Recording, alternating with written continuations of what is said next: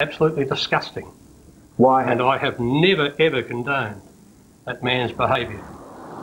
As senior elder at the local Kingdom Hall, Maurice Hadley formed a judicial committee, the way the church deals with all breaches of its code of behaviour, from smoking a cigarette through to serious crimes. There were 3 elders, including him, in that committee.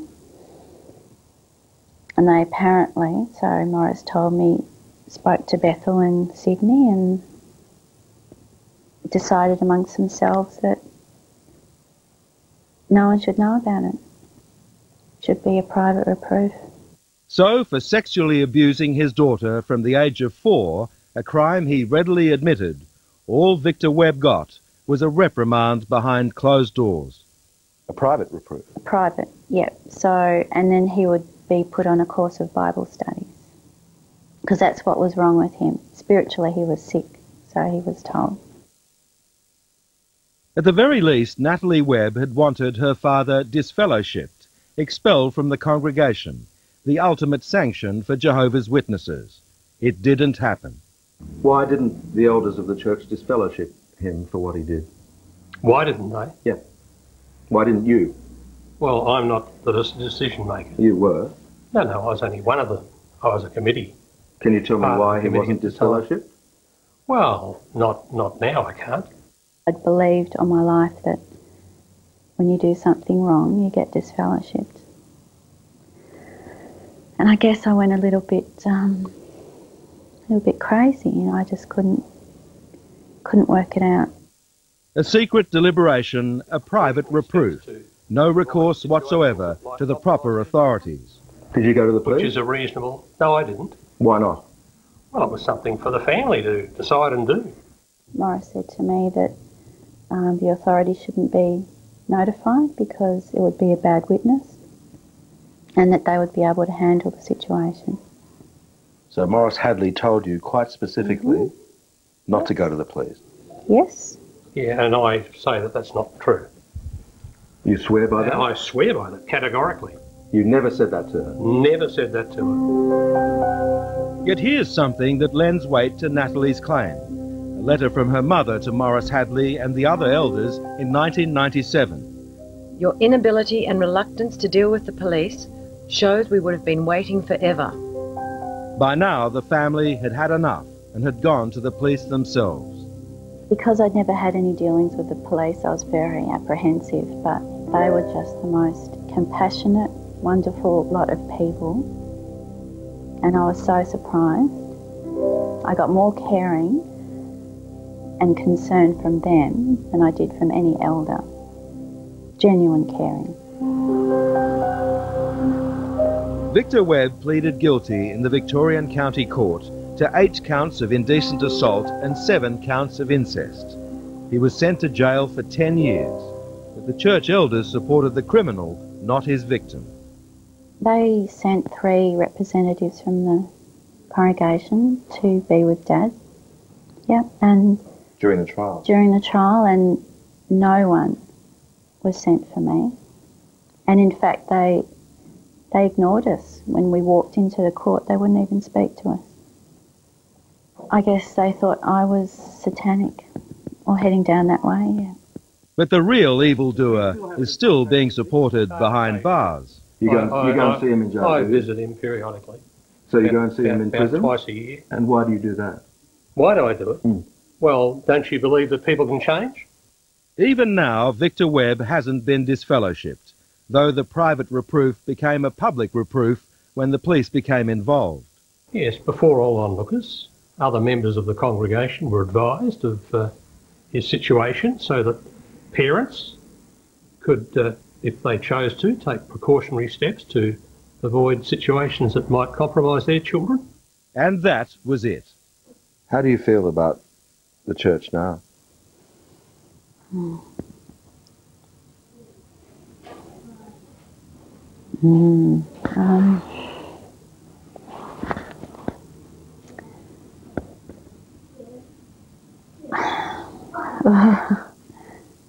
I'm still very disappointed.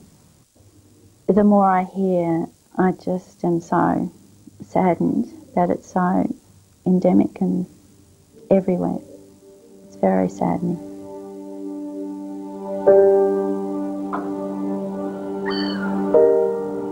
And there are other cover-ups in the church that have had even more serious consequences, allowing pedophiles to offend again and again. What happened to Simon Thomas is, by any measure, a shocking indictment of the Jehovah's Witnesses and their willful disregard of the secular law. Now, this is where he brought you, or followed you, quite a bit, wasn't it? Yep. We're back at the place where, aged just 12, Simon first encountered his abuser, Robert Souter. You know, he'd touch and feel, and he'd laugh about it, or he'd give me a clip round the ear, give me a good whack, and just to make sure you just to make went sure along I, with him. yeah. And then he'd go back up inside. And then there were the Bible study sessions at Robert Souter's home. Probably the worst of what happened to me happened here at this house. Now we're talking about extreme abuse. Yeah, extreme abuse. At first it was almost surreal. It was like it wasn't happening. But I was afraid to say anything. It's just the usual. I was just afraid because I didn't want my parents to be upset, and I didn't want the congregation to be upset. I didn't want bad things said about Jehovah's Witnesses. So I basically just Kept it to yourself. Kept it to myself and copped it on the chin. For how long? For about 3 years. Then one night, a shocking revelation, when Simon's younger brother has a nervous breakdown on a church trip to the Northern Territory. He phoned my parents to tell them that he'd been abused by Robert Souter, and it was horrific. The situation was terrible. So my father approached one of the elders and said, "Look, Robert Souter has done this and this and this to my son." So the elder said, "Okay." He said, "We'll take care of it." And I'd heard this, obviously, and I approached the elder that my father spoke to, and I said, "Look, my brother's telling the truth, because it's also happened to me." Can you tell me the name of that elder? That elder that we spoke to at that time was John Wingate. John Wingate? Yeah, I'm Graham Davis from the Sunday program at Channel 9. I just wanted to talk to you about Robert Souter and the abuse of the Thomas boys in Wollongong. No comment. The boys first came to you, didn't they? The family first came to you. No comment. Well, Simon Thomas has told us that, so we know that. John Wingate is still an elder of the Cooma congregation in southern New South Wales, where Robert Souter had moved and, we now know, had begun abusing children at the Kingdom Hall there. What did Wingate say to you?